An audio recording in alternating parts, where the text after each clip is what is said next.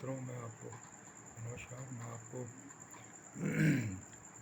ये जीवन के बारे में बता रहा था, समाज के बारे में बता रहा था और आर्थिक स्थिति के बारे में बता रहा था कि आर्थिक स्थिति हम कैसे निकल सकते हैं, कैसे उसको हम अपने जीवन में हल कर सकते हैं और फिर लोगों को कैसे मदद कर सकते हैं।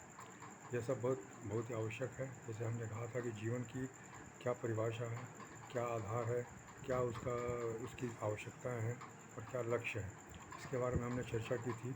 और जैसा हमने बताया था कि इसका लक्ष्य सिर्फ एक ही है कि हम दूसरों की मदद कर सकें, दूसरों की सहायता कर सकें। यही जीवन धर्म है हमारा। ईश्वर ने हमें इसी पर्पज़ के लिए यहाँ भेजा है, क्योंकि जब मनुष्य रूप में यहाँ पर आए थे तो उन्होंने भी सिर्फ एक ही काम किया था, लोगों की सेवा, लोगों की सहायता। चाहे वो लोग हों, चाहे जीव जंतु हों या पशु पक्षी हों या प्रकृति के प्राकृतिक साधन हों, सबका उन्होंने सम्मान किया, सबको उन्होंने आगे बढ़ाया, संवर्धन किया और मदद की। जो लोग अपराधी थे, जिन लोगों ने सज़ा काट लिया था, उसको उनका उद्धार किया। कहने का मतलब कि सिर्फ लोगों की मदद करना ही हमारा काम है, लोगों की सहायता करना ही हमारा काम है। और सहायता का मतलब सिर्फ यही होता है कि हम उनको प्रोत्साहन दें, उनकी शक्तियों को जगाएं, उनके सामर्थ्य को जगाएं, उनके आशाओं को पुनर्जीवित करें, उनके सपनों को जगाएं और उन्हें काम करने के लिए प्रेरित करें। क्योंकि बिना काम के कुछ भी होगा नहीं, काम तो करना ही पड़ेगा। और काम सही ढंग से करना है, सही दिशा में करना है, सही मानसिकता से करना है। इन सब के लिए हमें प्रेरित करना पड़ेगा। इसी के लिए हमें सीखना है, शिक्षा लेनी है और आगे बढ़ना है और लोगों को भी सिखाना है। यही हमारा मुख्य काम है। 100 साल की ज़िंदगी है। 100 साल में हम खुद अगर आर्थिक रूप से स्वतंत्र हो जाएं, उत्तम स्वास्थ्य के मालिक हो जाएं और विकृत विकास होता रहे हमारा, तो हम दूसरों की भरपूर मदद कर सकते हैं। और उनको भी यही चीज़ में से हम सिखा सकते हैं कि वो उनके भी जीवन में आर्थिक स्वतंत्रता हो, उत्तम स्वास्थ्य हो और व्यक्तित्व विकास होता रहे। यही क्रम आगे भी चलता है, चलना है और समाज में इसका पूरी तरह से प्रचार प्रसार होना है। इसलिए इस समाज का एक अच्छे से अच्छा माहौल बन सकता है।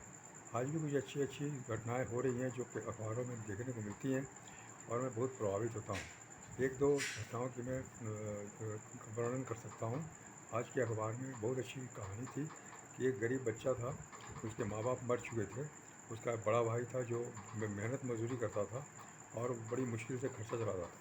वो 10वीं कक्षा का विद्यार्थी था और उसको एडमिशन के पैसे नहीं थे, फीस के पैसे नहीं थे और किताबों के पैसे नहीं थे।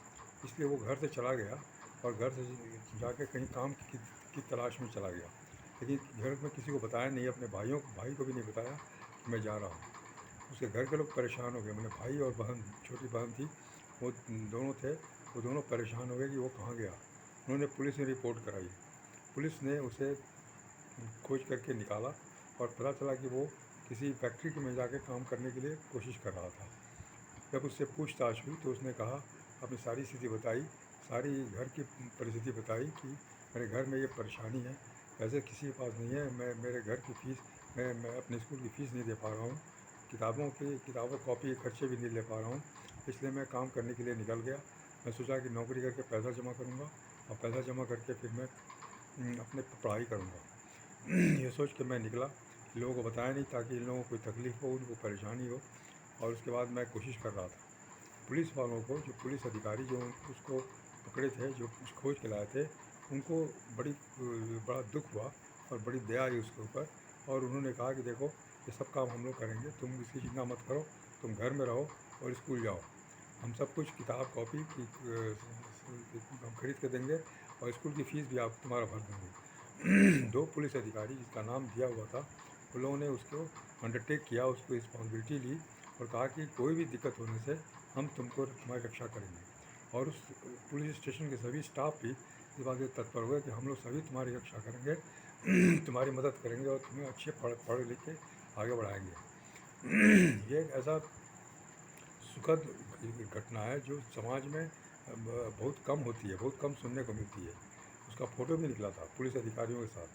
मैं समझता हूँ कि इसको हम बार बार पढ़ें, बार बार समझें, बार बार देखें और उन्हें प्रोत्साहित करें, उस बच्चे को भी और पुलिस अधिकारियों को भी, ताकि और भी इस तरह की घटनाएँ हों, इस तरह की अच्छी घटनाएँ हों, इस तरह के अच्छे उदाहरण सामने आए।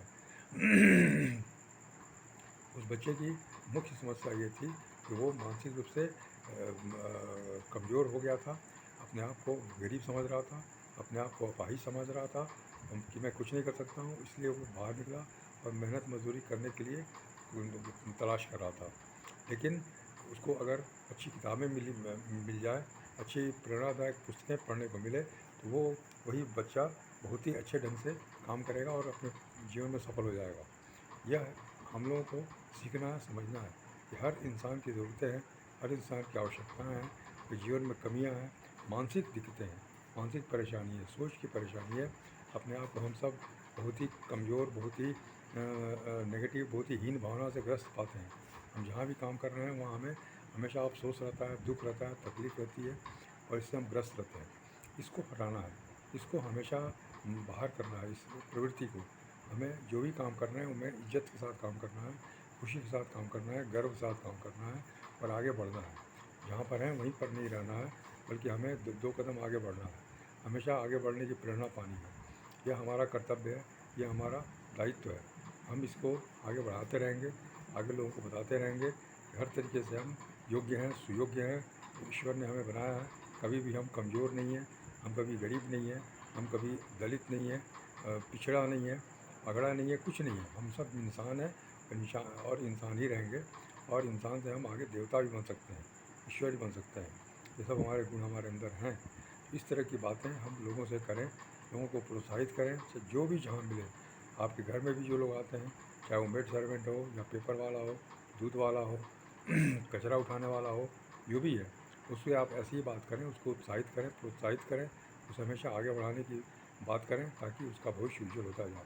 समाज में अच्छी भावना पैदा हो, लोगों के अंदर नेगेटिविटी ख़त्म हो जाए, नशा करना, खुदकुशी करना, ये सब जो बहुत ही घातक जो आदतें पड़ी हुई हैं, वो सब दूर हो जाए लोगों के अंदर से। समाज को साफ़ करने का हमारा ही दायित्व है, हम ही उसके सदस्य हैं और हम ही उसको पूरा कर सकते हैं। धन्यवाद, नमस्कार। फिर आपसे आगे बात करूँगा।